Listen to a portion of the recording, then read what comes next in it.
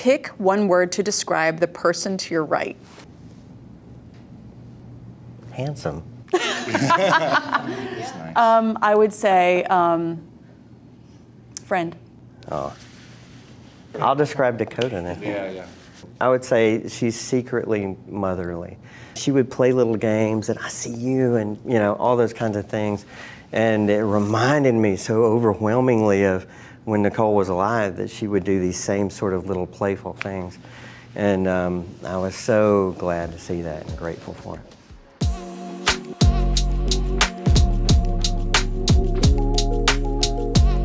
Okay, Jason is spectacular. Wow. Yeah. And magical and sweet and intelligent. Thanks. We've known each other a long time. Honestly, I would say custodian. She was the custodian of this idea from taking it on all the way to getting it to release, and just hid this vision under her coat all the way to getting the movie made, and that's an amazing thing. I thought that the story sort of found its way into discussing grief by backing into it and talking about the anchor that sort of keeps you together in your darkest days. I thought that was a beautiful way to acknowledge something we all go through, and that is grief. I told the story originally in the hopes that it would help people because I felt so alone going through the process, and then my friend moved in.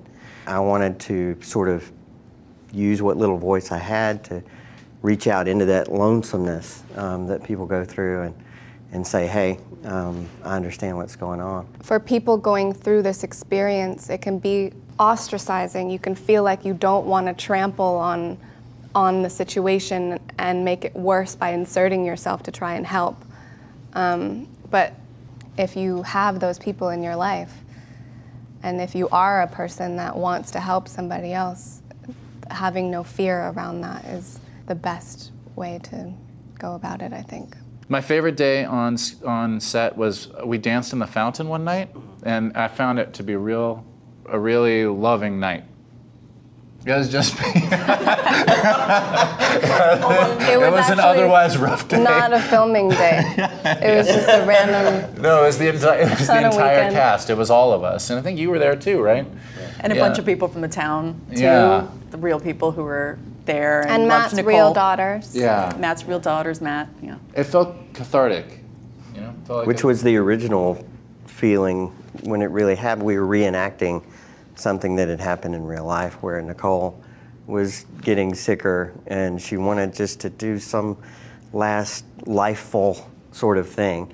And so we just started calling people and half the town came down and we did this illegal act of jumping in the town fountain and splashing around.